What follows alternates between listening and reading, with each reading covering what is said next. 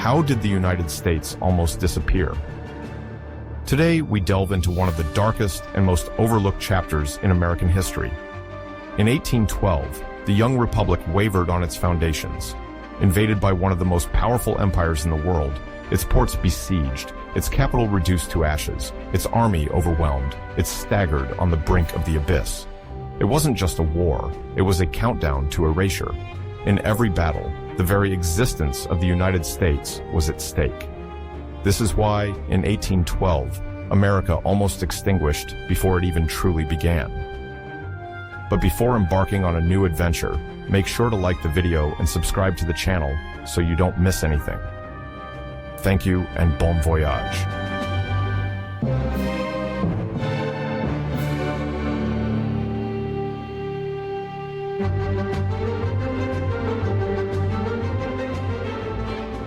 At the very beginning of the 19th century, the Western world was in the midst of political and intellectual excitement. The ideas forged during the Enlightenment, liberty, equality, popular sovereignty, and the separation of powers, were starting to upheave the established political structures in Europe. Significant intellectual figures, such as Voltaire, Montesquieu, and Rousseau in France, and Locke in England, fueled the desire for reforms, or even revolutions in different countries. While the 18th century had seen the birth of a new form of criticism of authoritarian monarchy and religious institutions, it also initiated a revolutionary dynamic. The idea that societies could be rebuilt based on new, universal, and rational principles.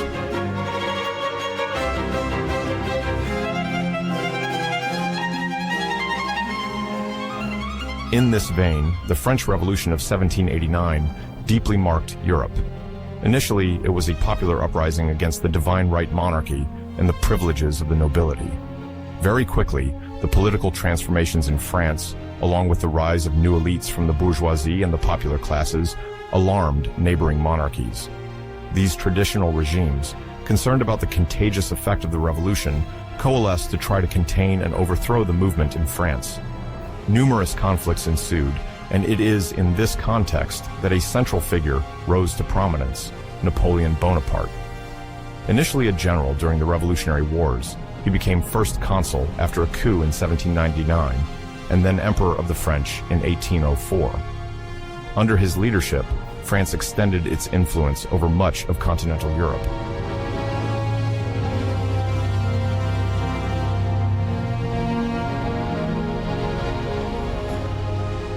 Faced with the expansionist Napoleonic Empire, a coalition led by Britain emerged, with successive additions of other continental kingdoms, like Austria, Russia, Prussia, and others. Britain, with its powerful fleet, reigned over the maritime routes, thanks to the Royal Navy. It controlled numerous critical trade routes, crucial for international exchanges, securing naval supremacy and colossal financial support. Among European countries, some wavered between alliance with France and hostility towards Napoleon, hoping to gain or retain territorial and commercial advantages. As the conflict widened, the entire Europe found itself reshaped by the wars carrying the name of their primary instigator, the Napoleonic Wars, taking place from 1803 to 1815.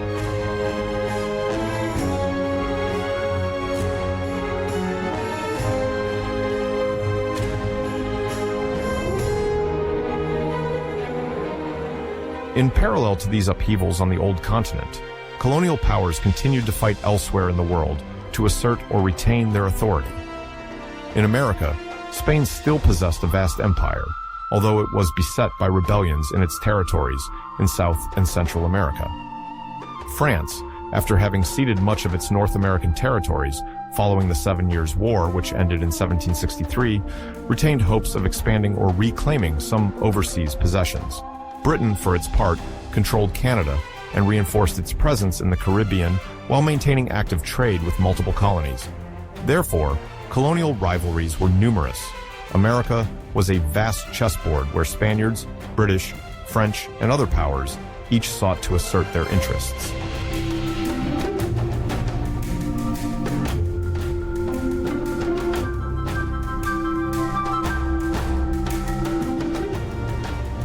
To fully understand the American situation, it is necessary to go back to the origins of this nation, born out of a major conflict, the American War of Independence between 1775 and 1783.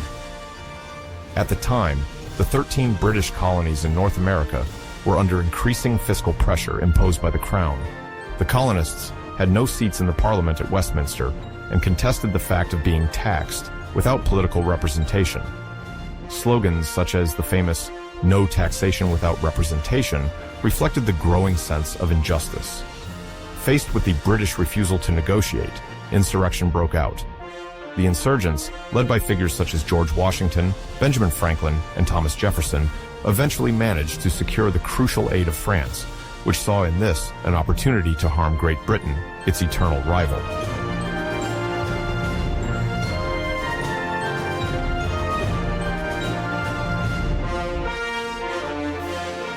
The War of Independence concluded in 1783 with the Treaty of Paris. The colonies then became the United States of America, recognized as an independent entity. This conflict had worldwide repercussions. It proved that colonists, although less equipped than the British Army, could prevail, supported by a large popular base and timely alliances. After the war, the young republic sought institutional stability and drafted a constitution. This founding text created a federal government, defined the balance between the executive, legislative, and judicial powers, and guaranteed a number of liberties. The United States at that time was a patchwork of 13 federated entities that had to learn to coexist and submit to this new central authority.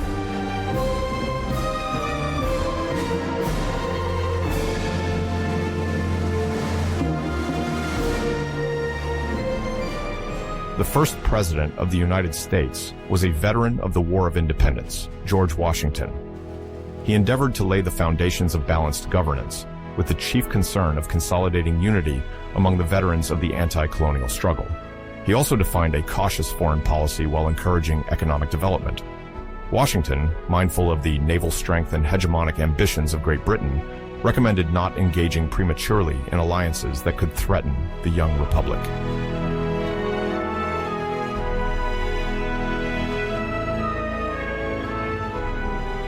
John Adams, his successor, faced commercial and diplomatic challenges, particularly with Napoleonic France and Great Britain, whose wars in Europe severely disrupted American navigation. During his term, Adams had to deal with internal divisions, as the country did not always agree on how to deal with the major European powers.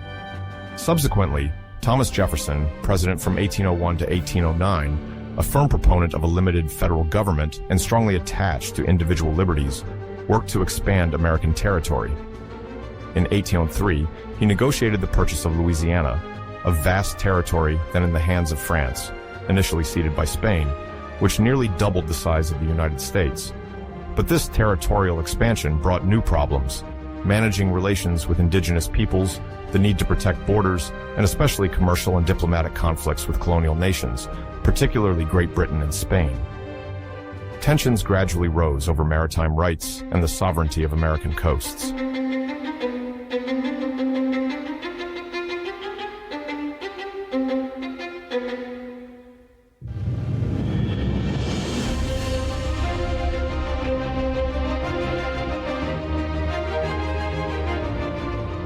Although the War of Independence had officially ended in 1783, resentments between the two sides of the Atlantic did not completely dissipate. The young American Republic and the former British metropolis remained tense.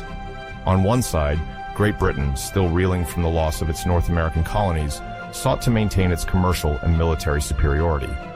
On the other, the United States, strong from their revolutionary victory, dreamed of establishing themselves as a sovereign and respectable state on the international stage.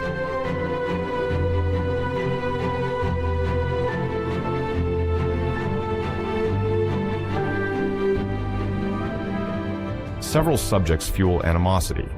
First, there are unresolved territorial disputes.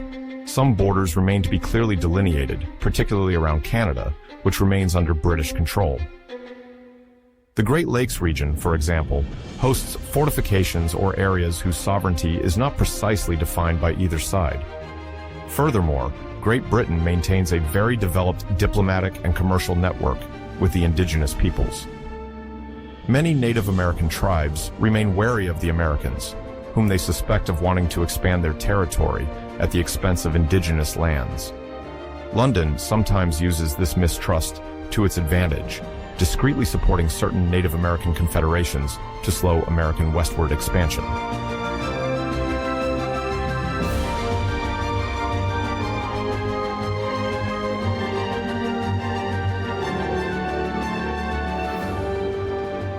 Another major point of contention lies in the maritime practices of the Royal Navy.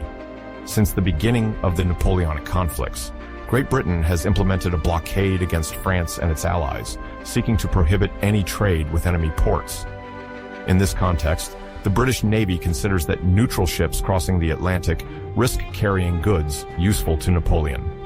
It therefore reserves the right to inspect cargo and sometimes forcibly enlist certain sailors considered to be escaped British subjects. This policy of impressment, which the Royal Navy justifies by claiming a shortage of men to man its ships, deeply shocks American public opinion. Not only do genuinely American sailors find themselves forced to serve under the British flag, but this constitutes, in the eyes of Americans, a flagrant violation of their sovereignty and individual rights.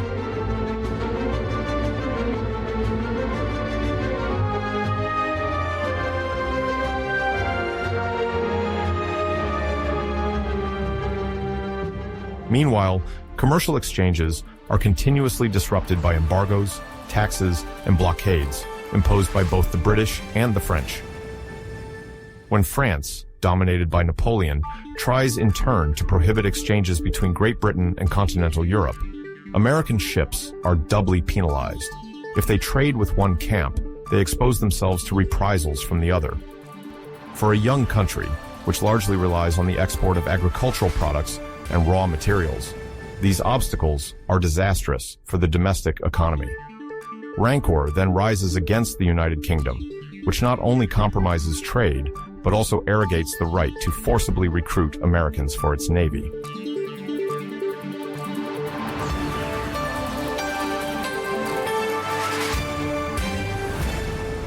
To understand the situation in 1812, one must first consider the continental system that Napoleon established in 1806. It is a land blockade intended to prohibit British trade across all territories under French control or influence. The declared objective is to economically asphyxiate Great Britain, considered France's main rival, both naval and financial.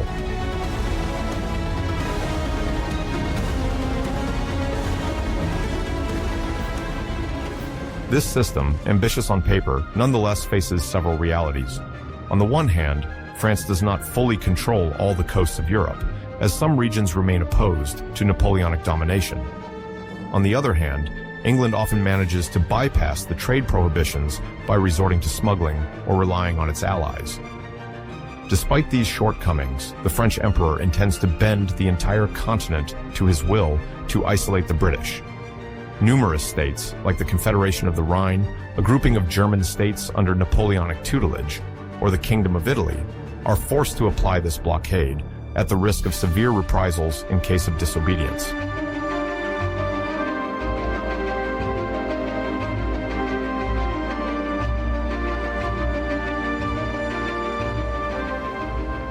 Napoleon, at the height of his power, nonetheless needs to further establish his authority in Europe.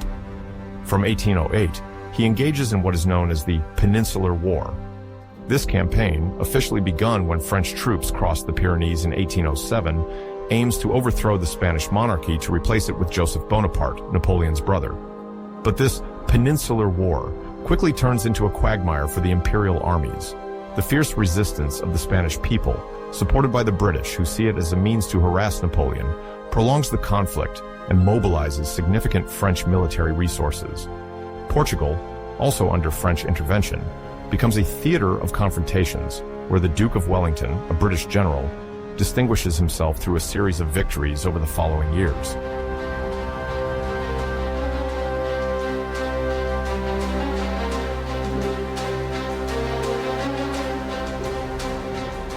Parallelly, Russia, then led by Tsar Alexander I, maintained relations that were at the very least ambiguous with France. Initially an ally of Napoleon after the Treaty of Tilsit in 1807, Russia was reluctant to strictly apply the continental system because its economy depended on the export of raw materials to Great Britain. Furthermore, Napoleon's territorial ambitions and his threats regarding Poland deeply concerned St. Petersburg. The tensions grew, and in 1812, Napoleon decided to launch the famous Russian campaign. This expedition began in earnest in June 1812, when the Grand Army, composed of hundreds of thousands of soldiers from all over Europe, crossed the Niemen River to invade the Russian Empire. Napoleon's goal was to force Alexander I to renew the Franco-Russian alliance and fully comply with the blockade against Great Britain.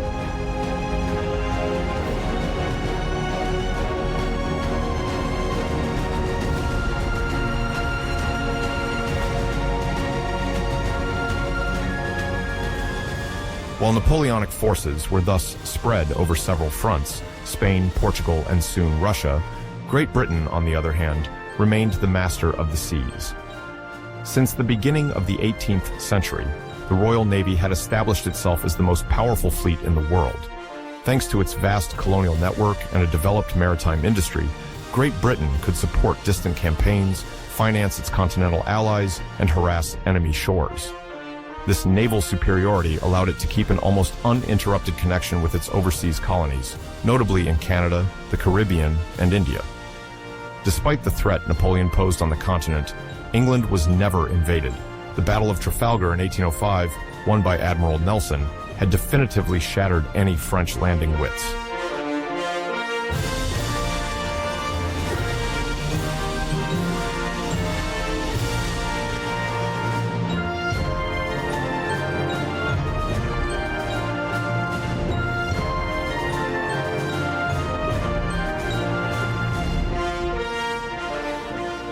Though the major confrontation of the era pitted Napoleon's France against Great Britain, other colonial powers, including the Spanish Empire and minor kingdoms that could become involved directly or indirectly, should not be overlooked. The Spanish Empire, once one of the world's greatest powers, had been in advanced decline since the late 18th century. The wars waged by Napoleon accelerated this decline. Corruption, internal conflicts, and the rise of independence movements in Latin America greatly weakened Spanish authority in its colonies. Figures like Simón Bolívar and other revolutionary leaders emerged in South America, leading insurrections against the Spanish crown. During the 1810s, several regions of the South American continent entered into open rebellion against Madrid's power, sometimes taking advantage of Spain's occupation by French troops to assert their desire for autonomy.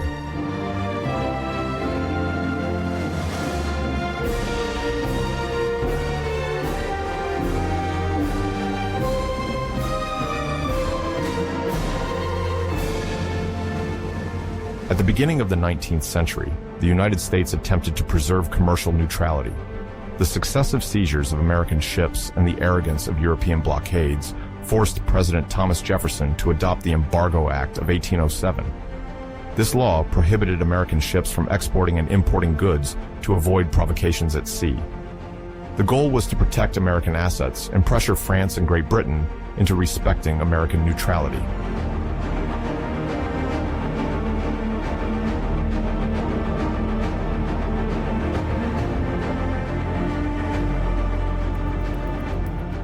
However, the repercussions of this measure were swift and dramatic. The ports of New England, the lungs of foreign trade, suffered almost paralysis.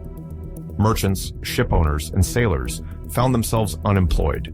Farmers, who relied on international markets, saw their products pile up with no outlets. The still fragile American economy struggled to absorb this shock. Faced with growing discontent, smuggling increased, undermining the effectiveness of the embargo.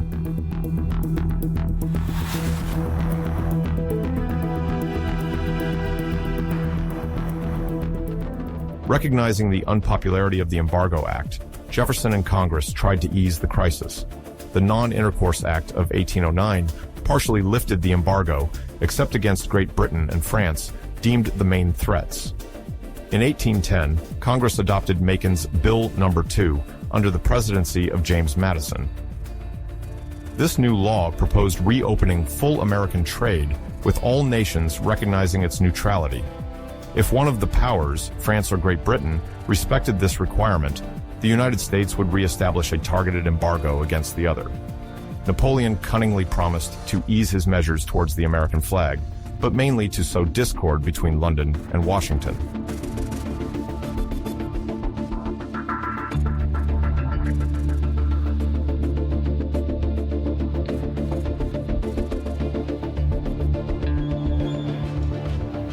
The British practice that arouses the most indignation in the United States is impressment, which is the forced conscription of sailors.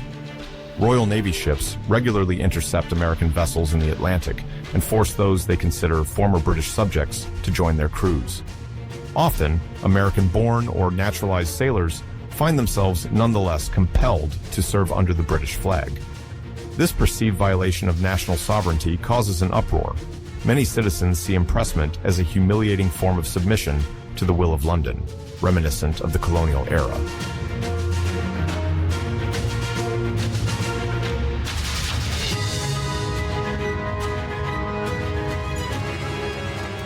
The vexations at sea, coupled with the decline in commercial exchanges, fuel deep resentment. Americans feel trapped, caught between two antagonistic blocs, with no means to assert their neutrality.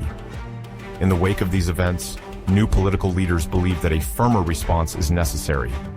Congress, where belligerent voices are emerging, debates the possibility of a strong military response. This economic and maritime situation, tense for several years, is one of the pillars pushing the United States toward war against Great Britain. The successive embargo laws, far from restoring peaceful trade, further weaken the country. For many Americans, only decisive action, even military, will end British maritime pressures and restore the honor of the young republic.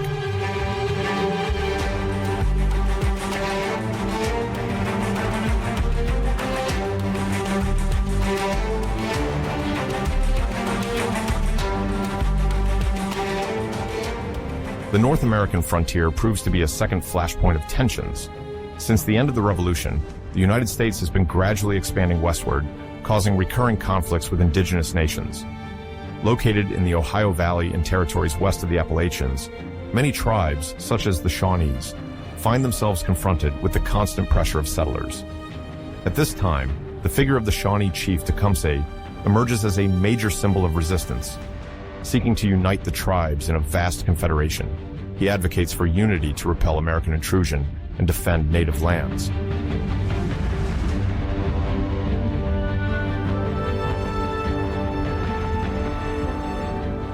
Great Britain, present in Canada, sees in these indigenous alliances an opportunity to curb American expansion. In Upper Canada, corresponding to present-day Ontario, and Lower Canada, modern Quebec, British colonial forces support certain tribes, sometimes providing them with weapons or logistical assistance. The hope is to maintain a buffer zone south of the Great Lakes, complicating the American advance. American settlers in these frontier regions then accuse London of fueling violence and consider this support an intolerable interference in their affairs.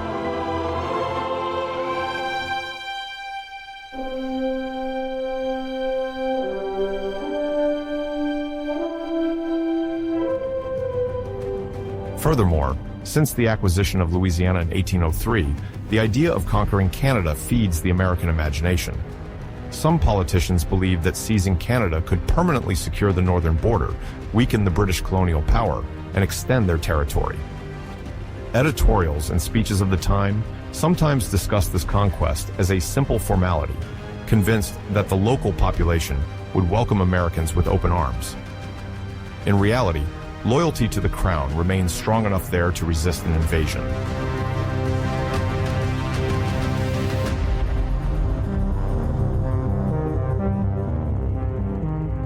Rivalries become particularly acute in the Great Lakes region and along the Wabash River. American territorial governors, including William Henry Harrison in Indiana, negotiate with indigenous chiefs to acquire new lands, often under contested conditions. When Tecumseh and his allies refuse these cessions, tensions escalate into bloody skirmishes. For Washington, British involvement in these revolts constitutes a major justification for using force. It is seen as London's hand, determined to thwart American expansion.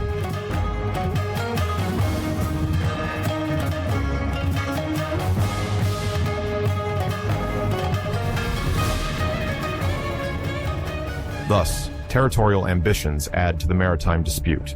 Some members of Congress argue that by taking the fight to Canada, the Native American tribes would be deprived of their external support.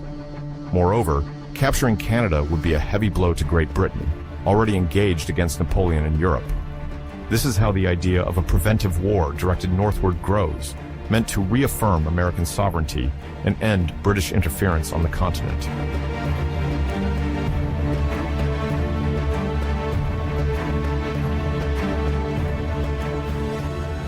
When the American nation is besieged on multiple fronts, the question of honor and identity becomes paramount.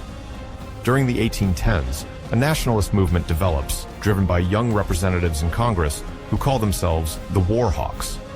Among the most prominent, Henry Clay from Kentucky and John C. Calhoun from South Carolina believe that the United States must stop keeping a low profile.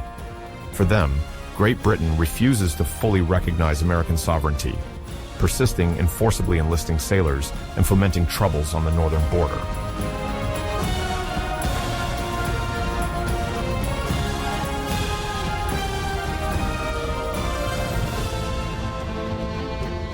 This patriotic discourse appeals to a part of public opinion, particularly in the western and southern states, which aspire to greater recognition and new territories. The idea that the United States can assert itself against an imperial power almost 30 years after the Revolution awakens a sense of pride. Newspapers relay cartoons showing British perfidiousness, and sermons in some churches emphasize the moral legitimacy of a war aimed at defending freedom.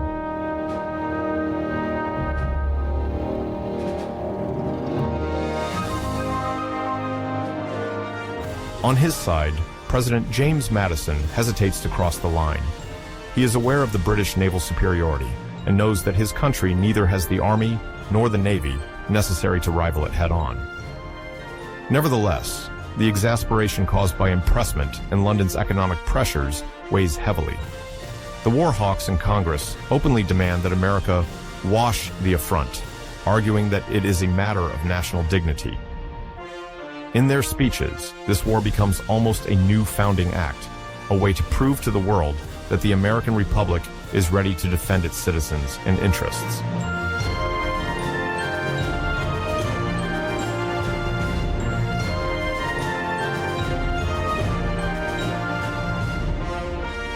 In the face of rising passions, Madison has no choice but to submit the question to Congress. On June 1, 1812, he outlines in his official message the multiple British violations: trade restrictions, sailor abductions, incitement of Native American tribes. He emphasizes that Great Britain is thus trampling on the neutrality of the United States. Consequently, the pressure exerted by the War Hawks and the popular exasperation eventually convince a majority of lawmakers. On June 18, 1812, Congress votes on the United States' very first declaration of war against Great Britain.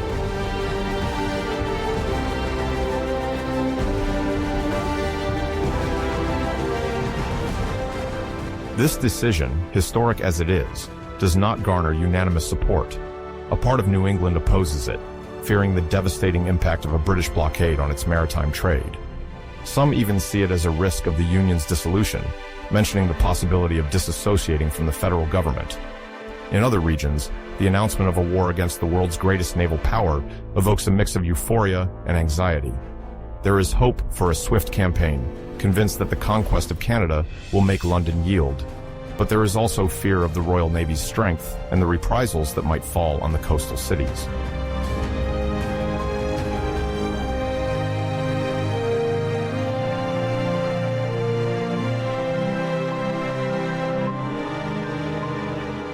For their part, British diplomats are divided.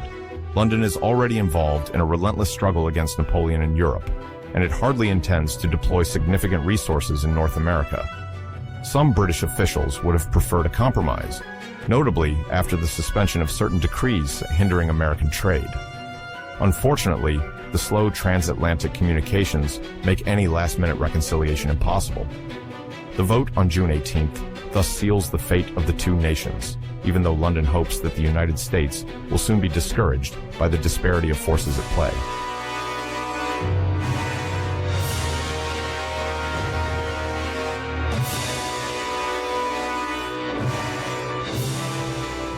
At that time, many American political leaders believed that a swift campaign against Canada, then under British sovereignty, will force London to respect the United States' maritime and commercial rights.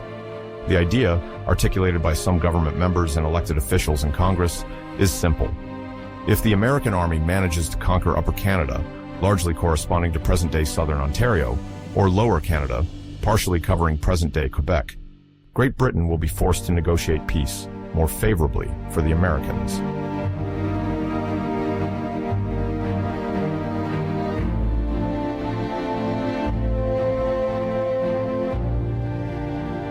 This vision of a swift conquest rests on several assumptions. First, some Americans believed that part of the Canadian population would welcome the troops coming from the South as liberators.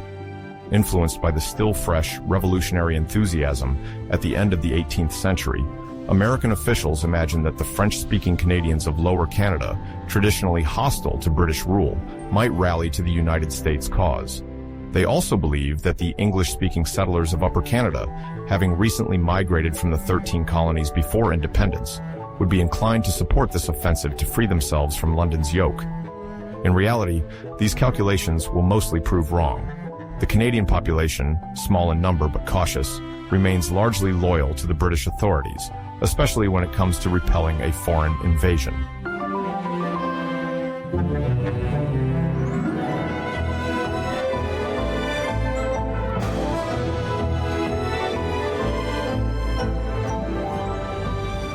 Next, American military officials are counting on the weakness of the British garrisons required in Europe to confront Napoleon. In 1812, Great Britain is indeed dedicating most of its resources to the fight against the French Empire on multiple fronts, notably in Spain and Portugal. The generals of the United States see an opportunity here. A weakly defended Canada could be more easily conquered, tipping the strategic advantage in Washington's favor. But this confidence will face reality. The regular British Army, even if not as numerous as in Europe, is locally reinforced by well-organized Canadian militias. Furthermore, the British authorities have formed solid alliances with numerous indigenous nations who see the American advance as a direct threat to their lands.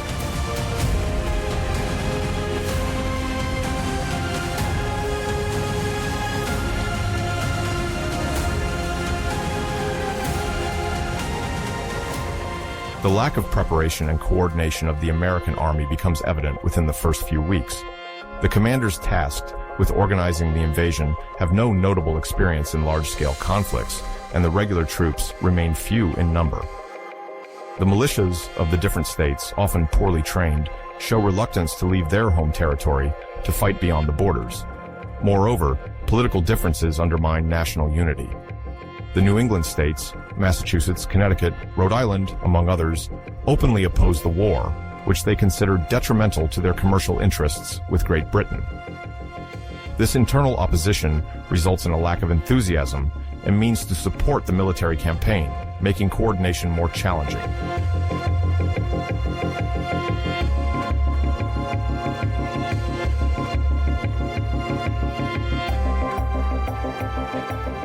When General William Hull, at the head of American forces stationed in what is now the state of Ohio, receives the order to invade Upper Canada, he must contend with varying morale among his soldiers and uncertain logistics. Nevertheless, in July 1812, he crosses the Detroit River to officially launch hostilities on Canadian soil. His strategic objectives are vague, and his troops advance cautiously, clearly under-equipped and without sufficient naval support.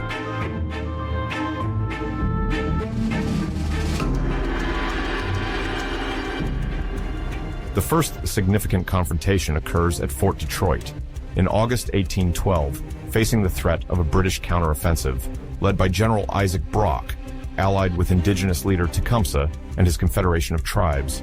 American General William Hull makes one of the war's most dramatic errors. Brock, a fine tactician, uses deception to make it seem that his combined forces, British, Canadian militias, and indigenous warriors, are much larger than they actually are.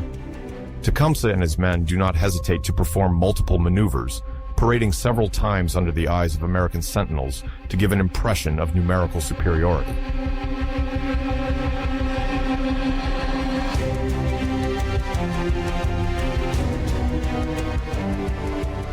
Confronted with this ruse and fearing a massacre of his soldiers, or even the civilians residing in the fort, General Hull opts for surrender without really engaging in battle. On August 16, 1812, Fort Detroit surrenders. This humiliating defeat causes astonishment in the United States. How could an important fortification, intended to be the linchpin of an invasion, fall so quickly? In a context where American opinion still believes in an easy conquest, this capitulation is experienced as a genuine national shock. William Hull will later be court-martialed and sentenced to death for cowardice, although he will eventually be granted a presidential pardon. In the eyes of the public, the event underscores how much the American Army lacks unified leadership and preparation.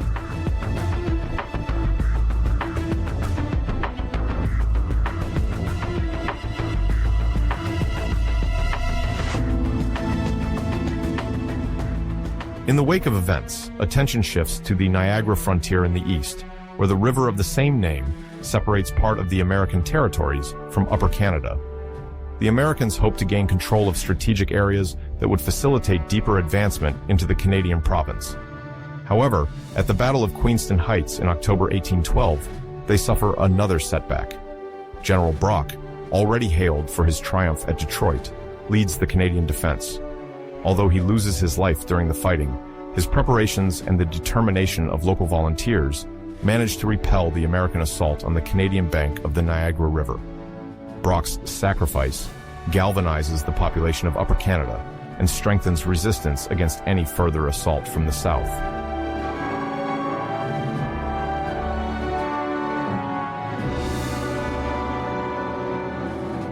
Paradoxically, while the American Army suffers setback after setback in early 1812, the American Navy experiences some remarkable successes. On the naval front, the disparity of forces is clear. The Royal Navy, uncontested on the world's seas, has a fleet immensely superior in number, experience, and firepower. The United Kingdom already controls most international maritime trade and maintains a very strict blockade against Napoleonic France. In contrast, the U.S. Navy consists of only a few frigates and a handful of smaller tonnage ships. British leaders, confident, do not expect these American ships to seriously threaten their fleet.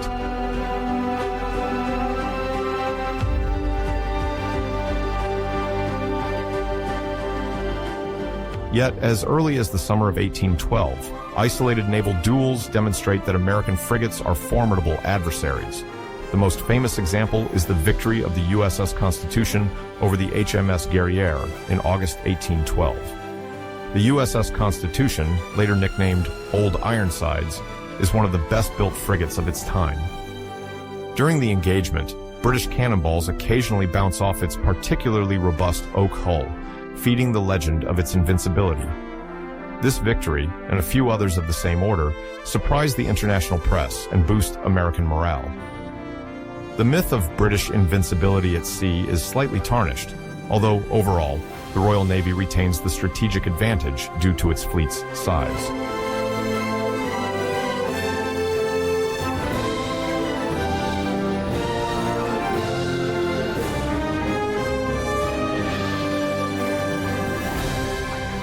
In response to these unexpected successes, Great Britain decides to concentrate more ships around the American coastline. Gradually, a coastal blockade is set up. The ports of the U.S. Atlantic coast find themselves under surveillance, making commercial exchanges and the movement of American ships extremely difficult. This strategy aims to choke the American economy by cutting off its exports, crucial for the young nation, and simultaneously blocking its supply of manufactured goods. By the end of 1812, even though the Royal Navy has not yet captured all American warships, the pressure is already mounting on major port cities. Washington, Baltimore, and other maritime centers fear the possibility of bombardments or raids, while ship owners lament their growing commercial losses.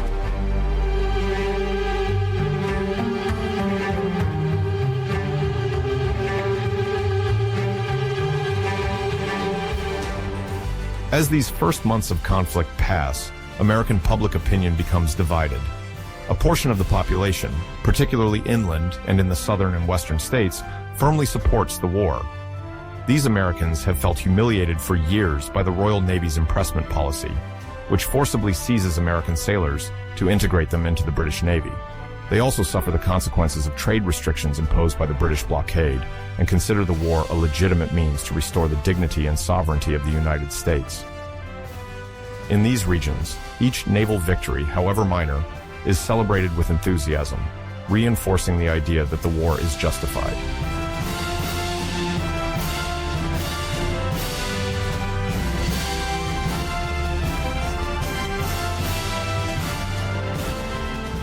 In contrast, in the New England states, where the economy is largely based on maritime trade with Great Britain, many citizens and politicians view this conflict not only as unnecessary, but also downright dangerous for their interests. Merchants from Boston, Salem, or Newport, for example, already see how the British blockade is ruining their business activities. They fear that the war will only aggravate their difficulties and reject White House policies that, in their eyes, failed to find a diplomatic compromise with London. Some northern newspapers even publish very critical articles about President James Madison, accused of being influenced by the war hawks from the South and West.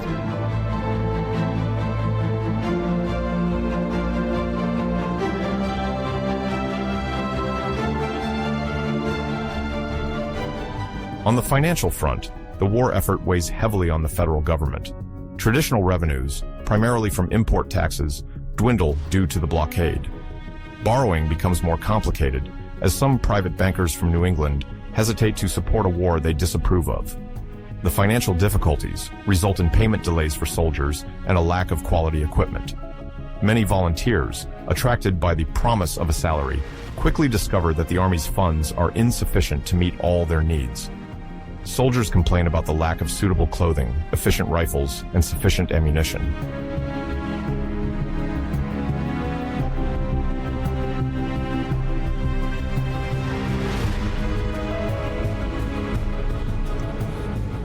At the beginning of 1813, the conflict between the United States and Great Britain enters a decisive phase. Amid this clash of powers, Native American tribes play a decisive role, particularly under the leadership of Shawnee Chief Tecumseh, whose alliance with the British aims to halt American expansion.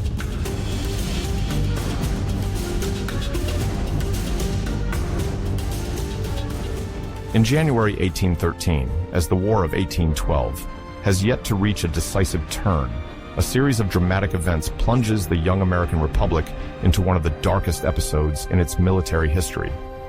It is in the winter cold of Michigan, along the frozen banks of the River Raisin, that a battle unfolds which will leave a lasting mark on the collective consciousness of the nascent United States.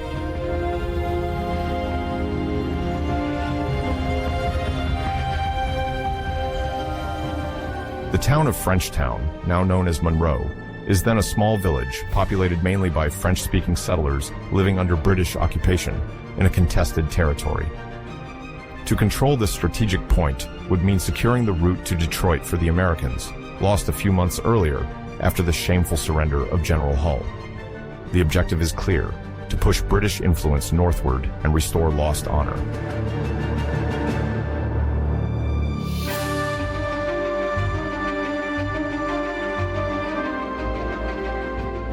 The operation begins on January 18th, when an American vanguard composed of Kentucky militiamen, led by Colonel William Lewis, manages to reclaim Frenchtown from Canadian forces allied with the British.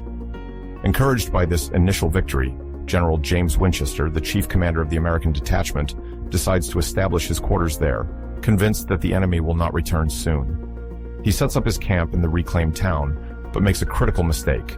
He does not solidify his positions. The soldiers, confident, disperse into the houses without building redoubts or trenching the area. The biting frost, hunger, and the lack of an effective reconnaissance system further weaken this makeshift army.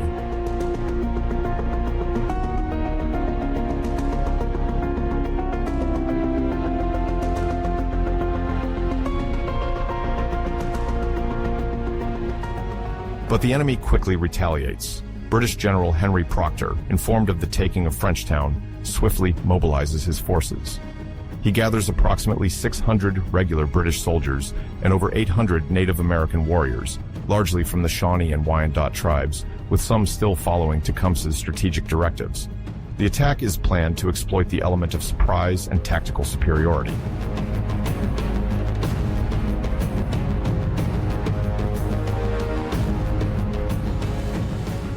At dawn on January 22, 1813, as snow gently falls over the region and the River Raisin silently winds through the ice, British and native forces launch their assault. The surprise is total.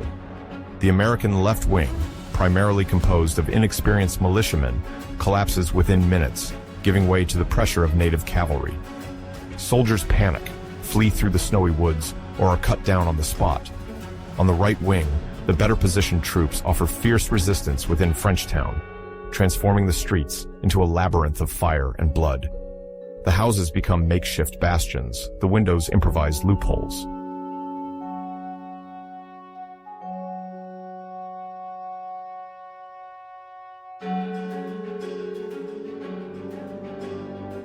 But despite their bravery, the Americans are overwhelmed. James Winchester is captured while trying to rally his troops. Proctor offers him an alternative: surrender or the complete destruction of his men. Winchester, bound by the dire situation of his soldiers and the massacre threats brandished by native chiefs, agrees to capitulate. The fighting ceases, but the true tragedy is only beginning.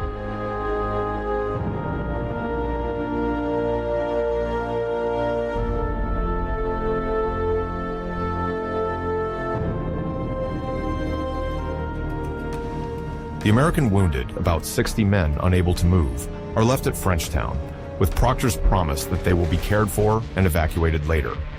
But the next day, the British troops hurriedly retreat to Amherstburg, taking with them the able-bodied prisoners. Those left behind then become the prey of some Native American warriors, frustrated by their lack of spoils and convinced of being betrayed.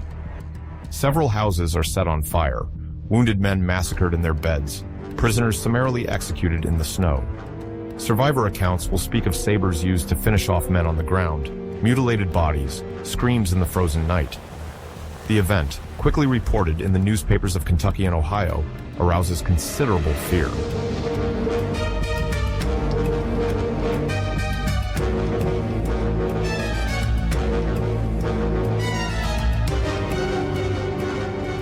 The American population, shocked by this atrocity, rallies behind a now famous battle cry: "Remember the Raisin." This slogan, hammered home in political speeches, sermons, and even on battlefields, becomes a catalyst for patriotic rage. It fuels the desire for revenge, radicalizes positions towards Native American tribes, and justifies brutal, retaliatory campaigns in the months and years to come.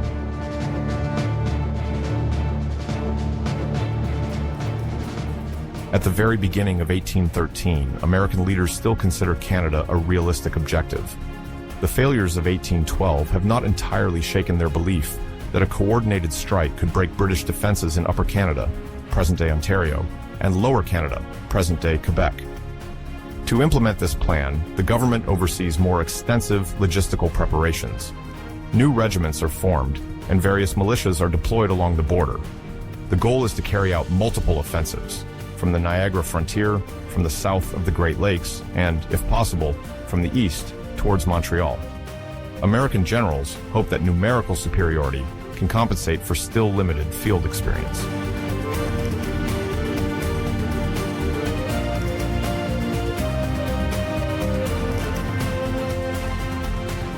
From the British perspective, 1813 amounts to holding strong in Canada while continuing to harass American coasts and commerce. The military authorities based in Quebec and Halifax are aware of their numerical inferiority compared to the American Army. However, they rely on several assets. The Royal Navy provides crucial logistical support along the St. Lawrence and the Great Lakes. Additionally, the British can count on relatively motivated Canadian militias.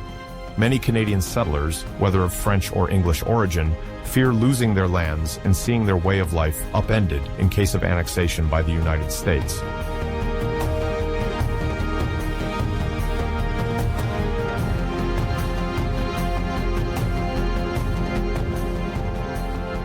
Tecumseh and his Native American allies reinforced the British troops by serving as scouts, informants, and effective fighters in raids through North American forests and fields. They master the terrain and benefit from an alliance system that allows for the rapid mobilization of warriors. For Britain, Tecumseh's aid is a considerable tactical advantage, slowing down American columns and protecting strategic passages. However, this native alliance is not infallible.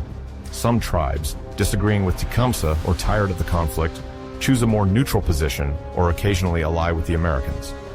Nevertheless, Tecumseh's presence on the Canadian front in 1813 weighs heavily in the strategic balance.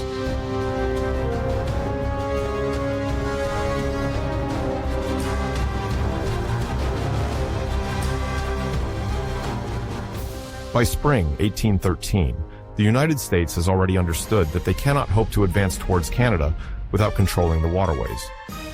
Lake Ontario directly separates New York State from Upper Canada and grants access to pivotal locations such as Kingston, Sackett's Harbor, and what would become Toronto. The American government then mobilizes all its resources to build a lake navy capable of rivaling the Royal Navy. At Sackett's Harbor, a previously peaceful village on the southern shore of the lake, a shipyard springs up almost overnight. Hundreds of workers, blacksmiths, carpenters, and sailors hustle day and night to launch brigs, sloops, and frigates, capable of carrying the fight to the heart of the border waters.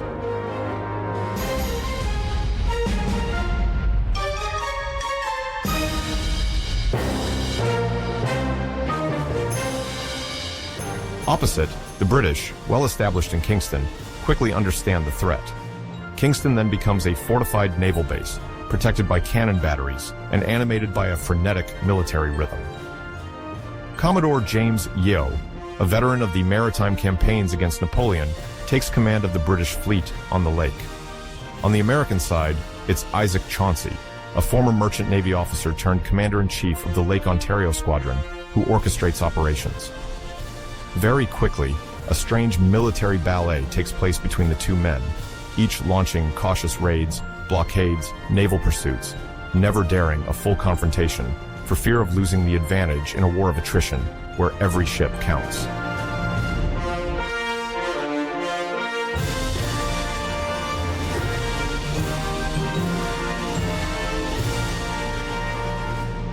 On April 27, 1813, the Americans launch a bold assault on York.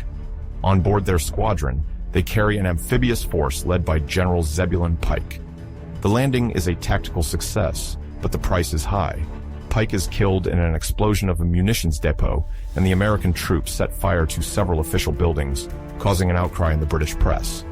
This episode shows that the American fleet can project its forces beyond a simple blockade. But York is not a war port. The real issue remains Kingston, the strategic lock and major shipyard.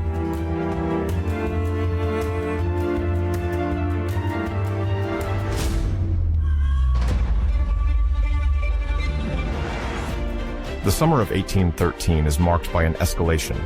On both sides, the arsenals are running at full speed. Entire forests are felled, turned into keels, masts, and ship hulls. The shores of the lake resound with the blows of hammers, the cries of caulkers, the hammering of nails into wet frames. Lake Ontario becomes a floating shipyard. Each fleet urgently constructs ships that are always bigger, more powerful, armed with large caliber cannons. Thus, we witness a unique naval race, a true construction war. The ships follow one another. HMS Wolfe, USS General Pike, HMS St. Lawrence, wooden monsters sailing barely faster than the wind, but capable of launching a rain of cast iron balls.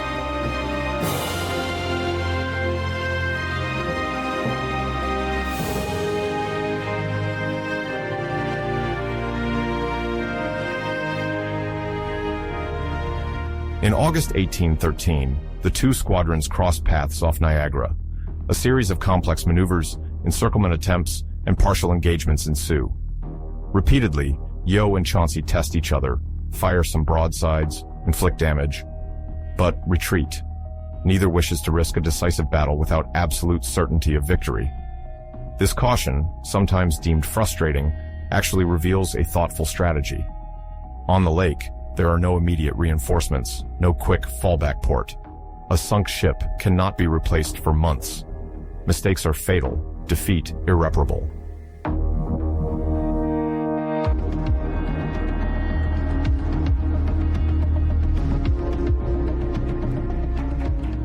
However, this caution does not exclude spectacular coup de main.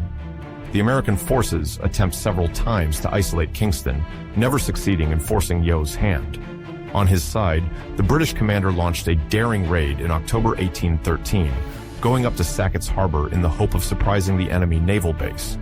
But the American defenses, though precarious, managed to repel the attack.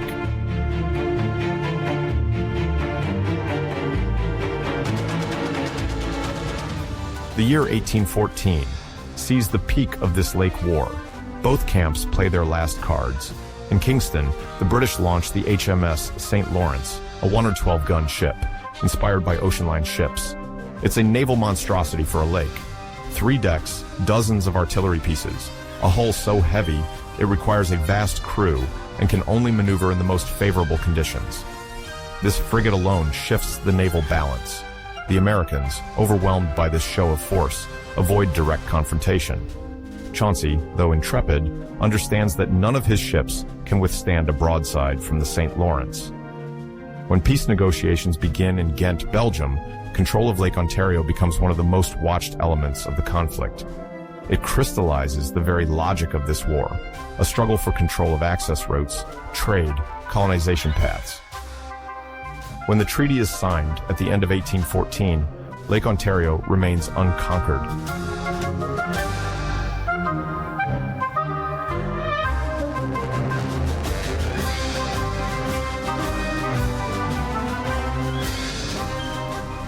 One of the major turning points of the year 1813 takes place on the waters of Lake Erie. Until now, the Royal Navy's dominance over the Great Lakes poses a constant challenge to the American Army, as it facilitates the movement of British troops and supplies.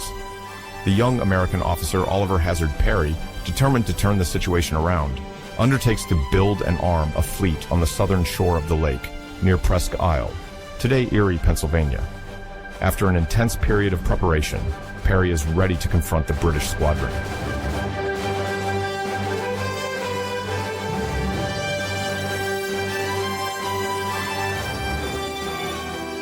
The battle takes place on September 10, 1813. Perry, aboard his flagship, which he renames the Lawrence, leads his vessels against the British ships commanded by Captain Robert Harriet Barclay. The combat, fierce and sometimes confusing, lasts several hours amid the choppy waters. Perry suffers severe losses on the Lawrence, but refuses to give up. He transfers his flag to another ship, the Niagara, and manages to maneuver in such a way as to encircle the enemy. The American victory is complete. The British fleet surrenders, marking the first major naval success of the U.S. Navy on the Great Lakes. This victory has immediate strategic consequences. On one hand, it assures the Americans control of Lake Erie, allowing for the resupply and future movement of troops in the region. On the other hand, the British forces stationed at Detroit, already weakened, find themselves isolated. This logistical cutoff sets the stage for new American land operations in Upper Canada, encouraging General William Henry Harrison to launch an offensive and retake the city of Detroit.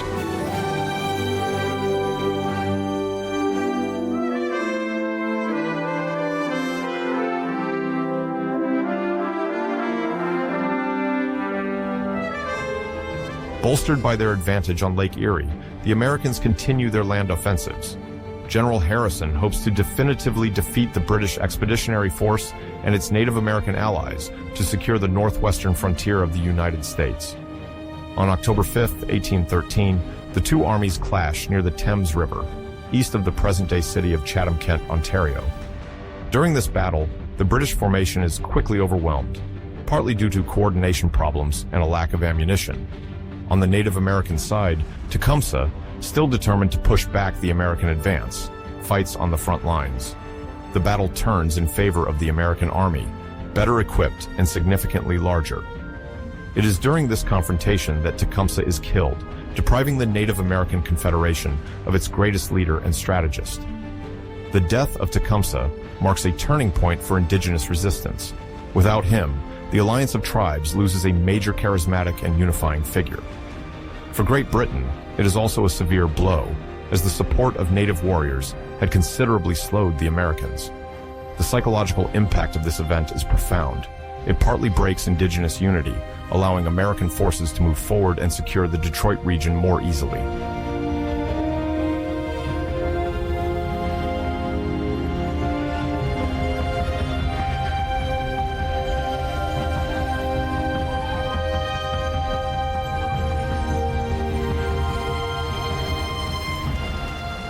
Parallel to the campaign around Lake Erie and the Thames River, other skirmishes break out on the Niagara frontier, where the eponymous river separates New York State from Upper Canada.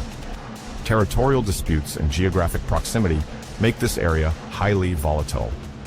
The American Army seeks to establish bridgeheads to further penetrate Canada, while the British and their allies mount defenses and counterattacks to maintain the front line.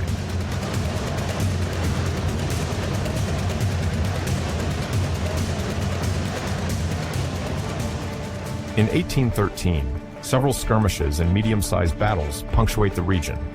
The Americans launch incursions around Fort George and Fort Niagara, while the British, sometimes supported by local militias and native fighters, conduct offensives to recapture or destroy key positions. The fighting, often harsh and deadly, takes place on varied terrains, from dense forests to the steep banks of the river. Although these actions do not result in a decisive breakthrough, they maintain pressure on both sides and cause heavy losses. In several border towns, civilians live in almost constant fear of enemy raids. Farms are plundered, sometimes set on fire, and many residents flee their homes to seek refuge further inland.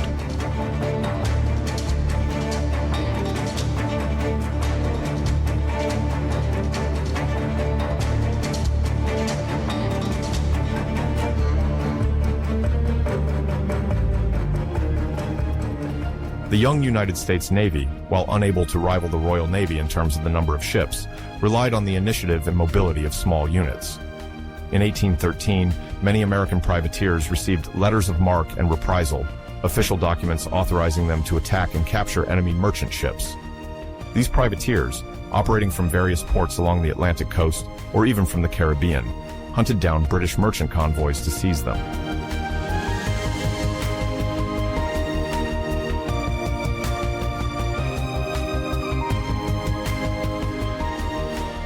This strategy acted as both an economic and psychological lever. It disrupted British trade flows in the Atlantic and in certain strategic channels. The captured cargoes also brought some profit to American ship owners, profit that could be reinvested in the war effort. With each capture, the American press proudly recounted the exploits of the privateer captains, fostering a nationalist sentiment. However, this activity remained perilous. The better organized Royal Navy increased its high seas patrols to hunt down and capture privateers. Several American ships were sunk or seized, and their crews imprisoned.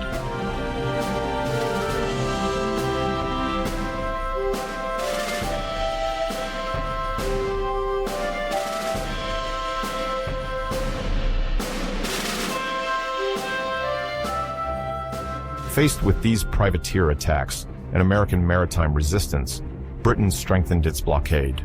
From the beginning of 1813, the Royal Navy deployed more frigates and ships of the line along the eastern coast of the United States.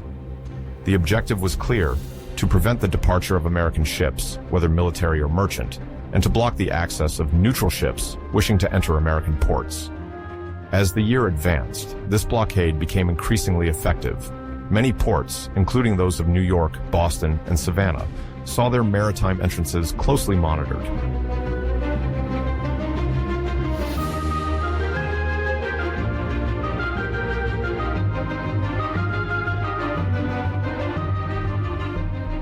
This situation created a true economic asphyxiation. Goods, whether manufactured products or raw materials, became scarce on American soil, while exports of grains, cotton, and other agricultural goods to Europe dropped significantly. Customs revenues, on which the federal government partially depended, plummeted, weakening public finances. Prices of certain essential products soared, causing popular discontent. Furthermore, some merchants or port cities considered circumventing the blockade by accepting new trade agreements more favorable to the British, or even engaging in smuggling.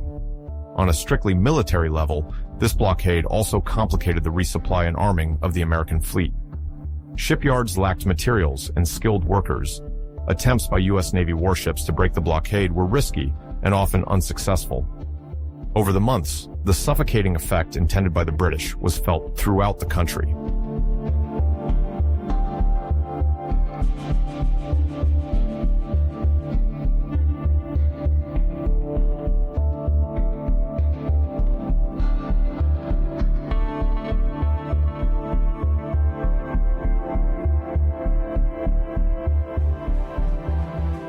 Despite this difficult context, a few ships of the American Navy continued to distinguish themselves in 1813. One of the most famous was the USS Constitution, already nicknamed Old Ironsides for the robustness of her wooden hull, which had reportedly caused enemy cannonballs to bounce off. Since the beginning of the conflict, the Constitution engaged in spectacular naval victories against British frigates considered invincible.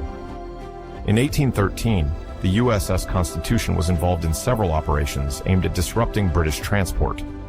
Although the Royal Navy attempted to locate and neutralize this emblematic ship, she managed to elude the larger British vessels by using the long American coastline as cover.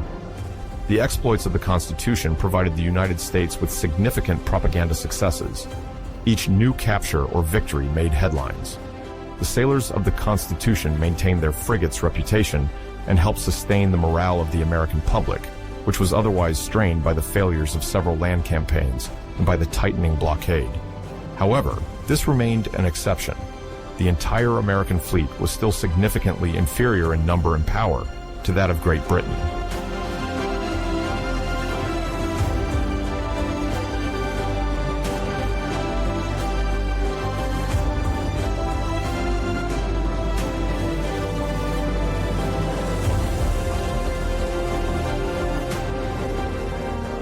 At the beginning of the year 1814, the global geopolitical scene was deeply shaken by the evolution of the Napoleonic Wars in Europe.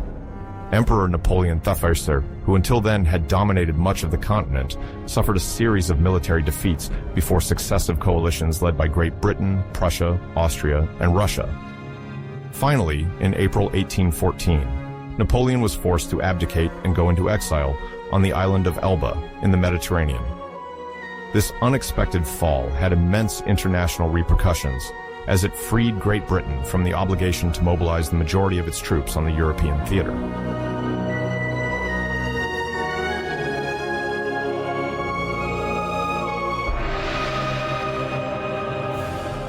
Now, the British government could reallocate ships and regiments to the conflict that had opposed it since 1812 to the United States. The consequences of this strategic shift were immediate.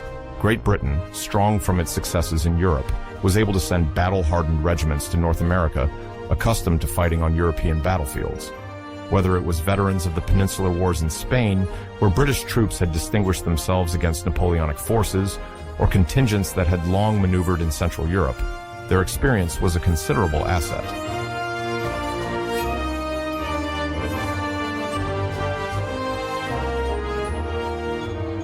For the United States, it was a serious blow to their ambitions.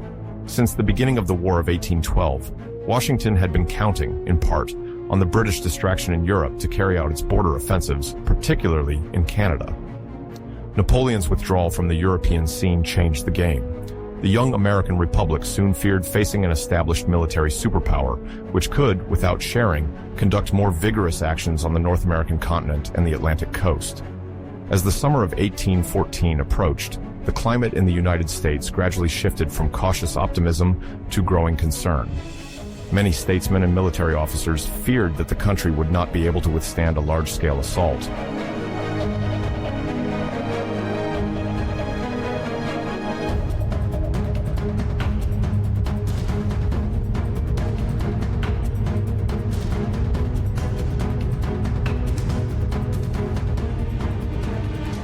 With this potential reinforcement available, Great Britain implemented a bolder strategy for the year 1814. Its commanders decided to launch several offensive operations aimed at breaking the will of the Americans to fight and forcing the government of James Madison to accept unfavorable peace terms. One of the most notable initiatives was the dispatch of forces against the American Atlantic coast in order to exert direct pressure on the capital and several major ports.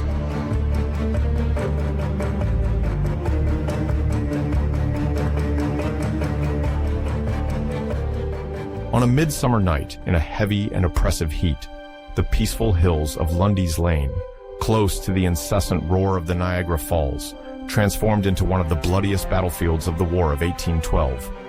It was on July 25, 1814, on the outskirts of the city of Niagara Falls, that Americans and British clashed in a confused, brutal, and interminable melee in the heart of darkness.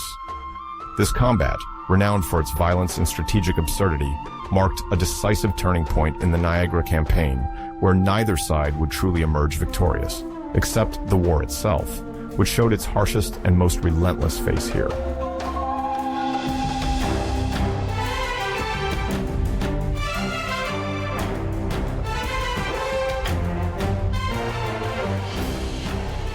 The summer campaign was under the command of General Jacob Brown, accompanied by General Winfield Scott, a young, energetic, and ambitious officer.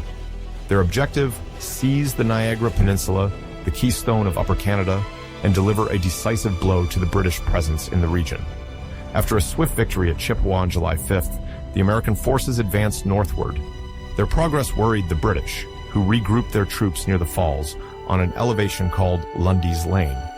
This hill, although quite modest, overlooked the main roads and offered an ideal viewpoint for artillery.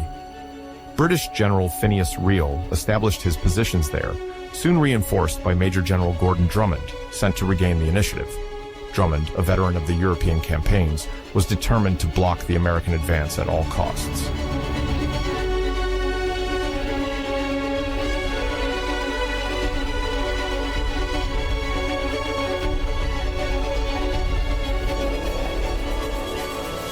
That evening, as the sun slowly set in the west, the two armies converged on the same point, unaware that the other was there in force. The American troops marched in a column along the road, believing they would only face an outpost.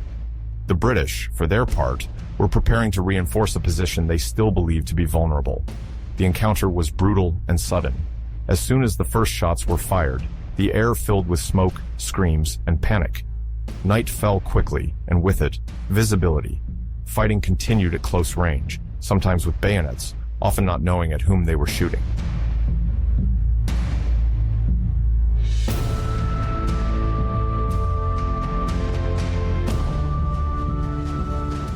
At the top of the hill, a British artillery battery effectively pounded the American positions. This artillery immediately became the primary objective for the Americans, who realized that to hold the ground, they had to silence it. Winfield Scott, leading his men, launched several assaults to take the high ground. After fierce battles, the British guns changed hands, then again and again throughout the night. Each push was repelled, each retreat immediately contested. Lives were lost as men clung to a few meters of ground at the cost of hundreds of lives.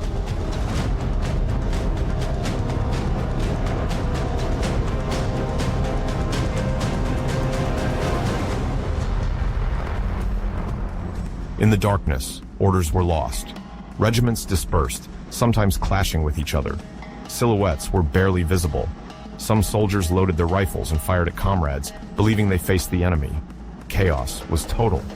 Officers shouted themselves hoarse. Drummers beat to rally the troops, but confusion reigned. It was blind warfare.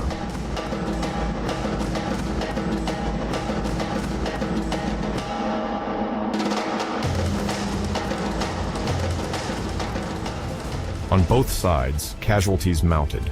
General Reale was captured after being wounded.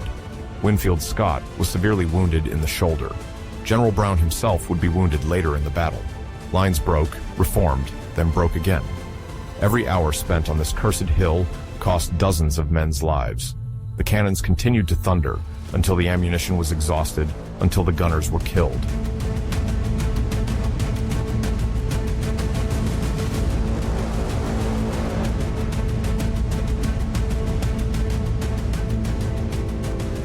Around midnight, the American forces, exhausted, still held the position. But British reinforcements were arriving, and the assaults became more pressing. At dawn, Jacob Brown, wounded and informed of his line's exhaustion, ordered a retreat. The Americans slowly left the battlefield. The Battle of Lundy's Lane ended without a clear victor. The British held the ground, but at an exorbitant cost. Losses were comparable on both sides. Around 850 men killed, wounded, or missing in each army. A slaughter with no triumph.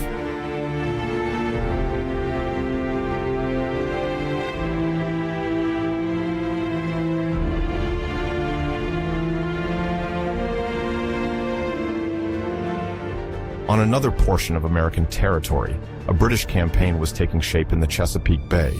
a vast body of water located on the East Coast, not far from Washington. Troops disembarked and began marching towards the American capital.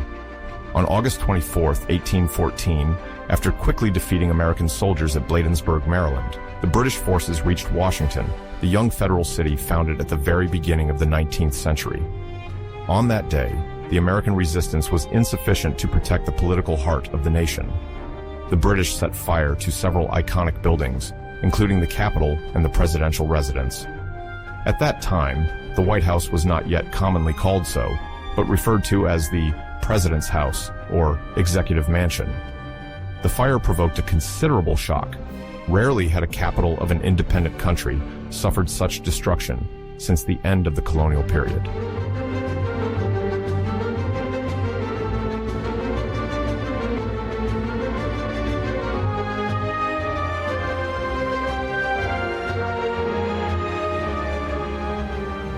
During this dramatic episode, a memorable anecdote involving Dolly Madison, the wife of President James Madison, occurred. As the enemy army approached, she remained in the presidential residence to save official documents, precious objects, and above all, a large portrait of George Washington, painted by Gilbert Stuart. Dolly Madison ordered employees and slaves to remove this painting from the wall and take it to safety to prevent it from being destroyed or captured. This image of a First Lady showing courage and initiative would remain engraved in the American collective memory. Amidst the flames ravaging the residence and the panic gripping the population, this symbolic act was seen as an effort to preserve the national heritage, a burst of dignity in the face of foreign invasion.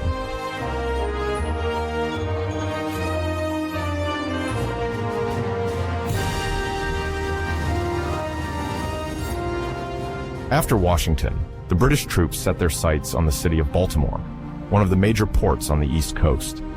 In late August and early September of 1814, the British fleet sailed up the Chesapeake Bay, planning to bombard Fort McHenry, the cornerstone of Baltimore's defense. On September 13, 1814, the British launched an intense nocturnal bombardment against the fortress. The cannons stationed in the fort and the American maritime defenses tried to withstand the heavy fire that continued for many hours. At dawn on September 14th, as the day breaks, the United States flag still flew over Fort McHenry. The garrison had not surrendered. This moment inspired the lawyer and amateur poet Francis Scott Key, who was present that day, to pen a poem capturing the emotions stirred by the American resistance. His text, initially entitled Defense of Fort McHenry, would later become the Star-Spangled Banner, sung and repeated until it became the United States national anthem in 1931. While Baltimore held firm, the psychological impact of this defensive victory was profound, as it demonstrated that even in the darkest hours of the conflict, Americans were capable of defending their positions against a leading naval power.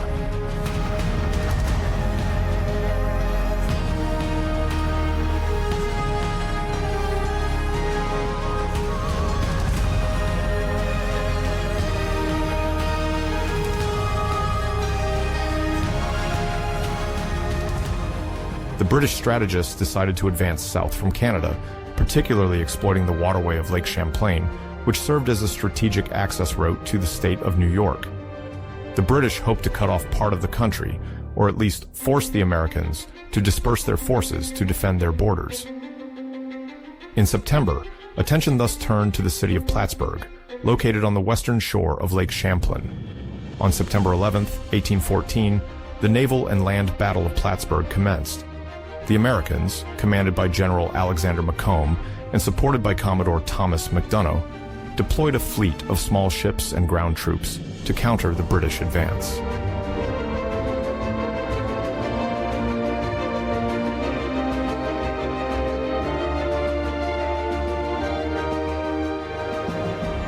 Against all odds, the American fleet, albeit smaller, managed to rout the British squadron in the waters of Lake Champlain.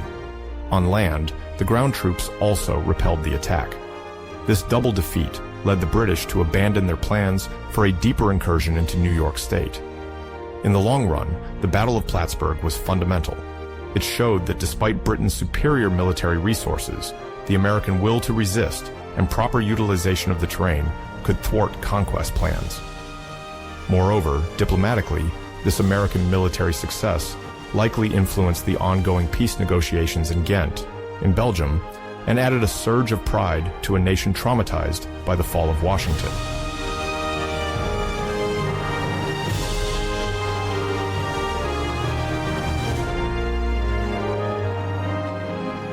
Meanwhile, in the Northwest Front, around the Great Lakes, residual skirmishes continued.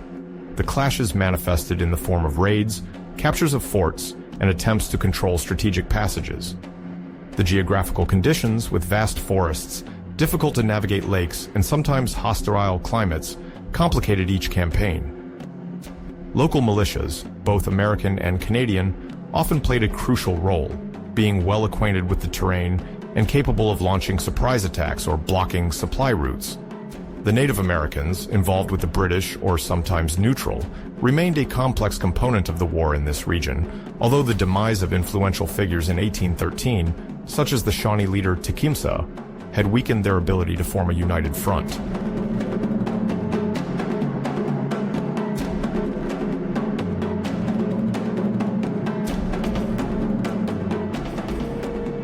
As news of the destruction of Washington spread across the 13 former states and the territories on the path to integration, a true shock seized the American population. Many, hitherto confident in the solidity of their country, realized that their young republic was far from invulnerable. Word spread quickly. Politicians expressed outrage, others called for general mobilization, and some feared for the very survival of the Union. Never had the prospect of a collapse or partial reconquest by the British Crown seemed so real since the end of the American Revolution.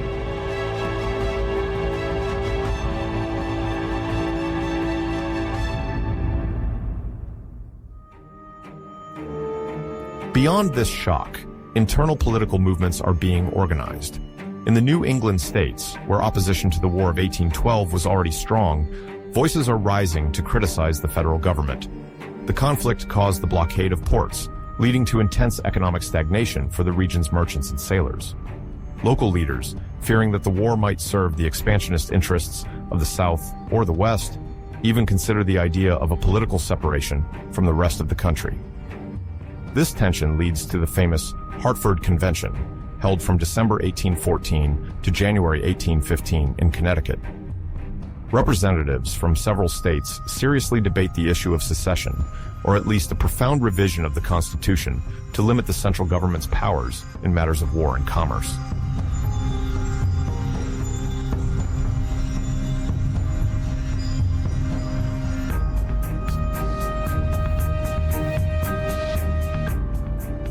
During the same period, however, the psychological impact of the British attacks on Washington and Baltimore also inspires a sense of patriotism among many citizens. The notion that a foreign enemy could have set foot on the capital's soil and set it on fire provokes outrage. Volunteers flock to militias to protect potentially threatened coastal cities, while federal legislators attempt to hasten fundraising and bolster defense. Thus, the country witnesses a dual phenomenon. On one hand, a protest movement in the Northeast, sometimes bordering on sedition. On the other, a wave of citizen engagement driving many Americans to take up arms for the defense of their land.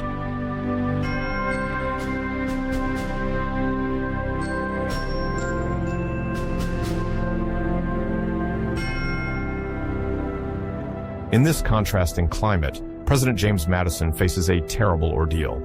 The government's coffers are nearly empty, the regular army is overburdened, and British diplomacy seems in no hurry to make concessions. The negotiations initiated in Ghent are slow to produce a solid agreement.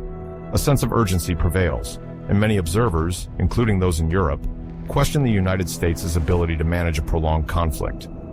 Every military setback, every threatened city, every rumor of a new landing heightens the fear that the nation might collapse under the pressure.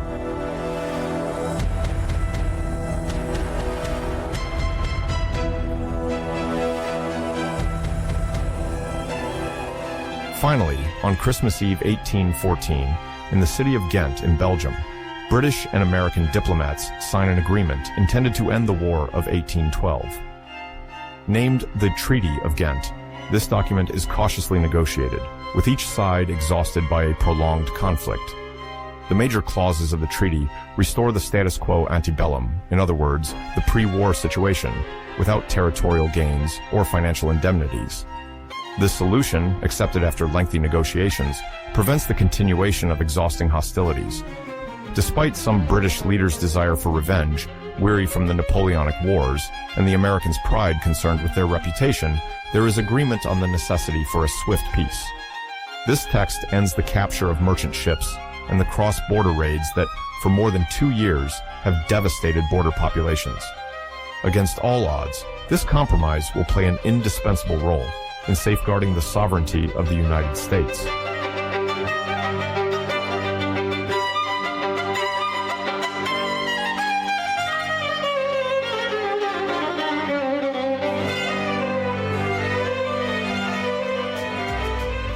However, ratifying the treaty takes time.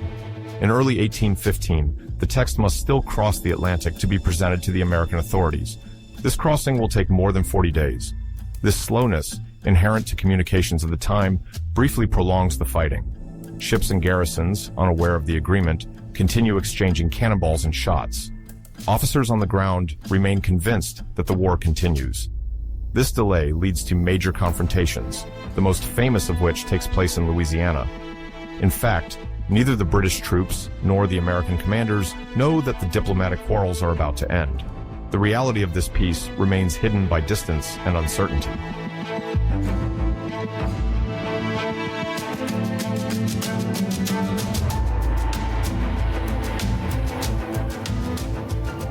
Unaware of the conclusion of the negotiations, the British Army launches an assault on New Orleans, the key to the Mississippi.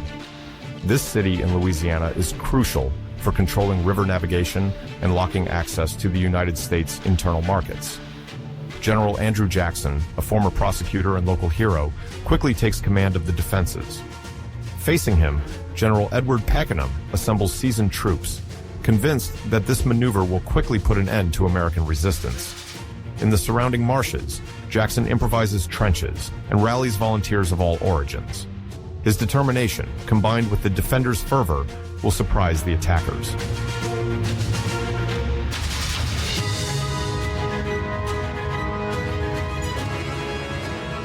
On January 8, 1815, the British attack at dawn. Pakenham hopes to overwhelm the Americans, but he is unaware of the effectiveness of the fortified positions near the Rodriguez Canal. Snipers and light artillery inflict heavy losses on the assailants. The British, disorganized by Pakenham's death, retreat in confusion. On their side, the militia, supported by regular units, maintain a sustained fire. This disaster for London results in hundreds of dead and wounded, while the Americans lament few losses. Unaware that the war is over, Jackson triumphs and offers his country a resounding military success.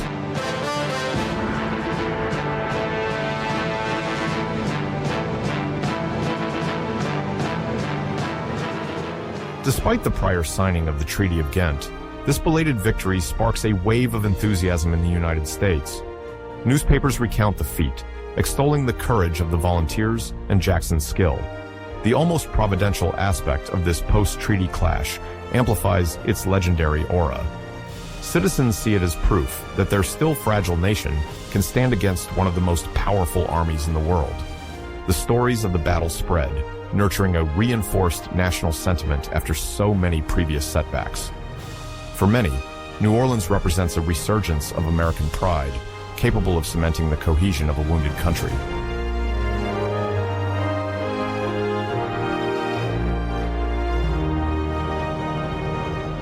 Shortly after ratification, Andrew Jackson becomes a national figure. His triumph at New Orleans establishes him as a defender of the general interest. He will be elected president in 1828, inaugurating the Jacksonian era. His populist and sometimes controversial discourse relies on the idea of a strong and sovereign America. William Henry Harrison, already known for his campaigns against Native American confederations, also gains increasing notoriety before becoming president in 1841. Thus, individual military successes transform into political springboards, nourishing a collective sense of pride. These men now embody the United States' ability to recover from a major crisis and to shine further.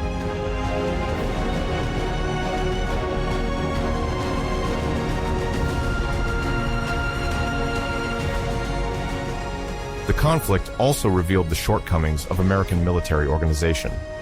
The fall of Washington in 1814 testifies to the country's vulnerability. Aware of these threats, Congress gradually allocates more funds to structure the regular army and naval fleet.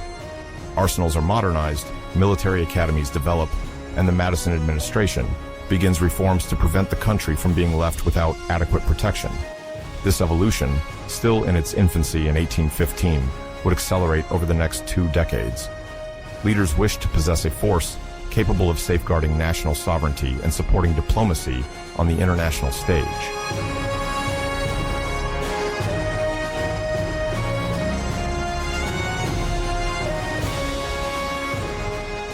On the diplomatic front, the conclusion of the War of 1812 paves the way for a gradual appeasement with Great Britain. The two countries sign agreements aimed at limiting the naval arms race on the Great Lakes and clarifying the borders. For Canada, loyal to the Crown, the American failure to annex its territories reinforces a sense of identity. Settlers and local militiamen, supported by the British Army, have proven their ability to defend their lands. Consequently, a certain paranoia regarding Washington's expansionist intentions sets in. From then on, the construction of a Canadian identity is nourished by this lasting memory. And meanwhile, south of this invisible line soon to be called a border, another narrative is being written. The flames of Washington, the cries of the Raisin, the cannonballs of New Orleans. In 3 years, America saw its dream waver. But in the mud, blood, and fear, a nation was forged. It wasn't a dazzling victory. It wasn't a conquest. It was survival. And that's sometimes all a country needs to impose itself on the world.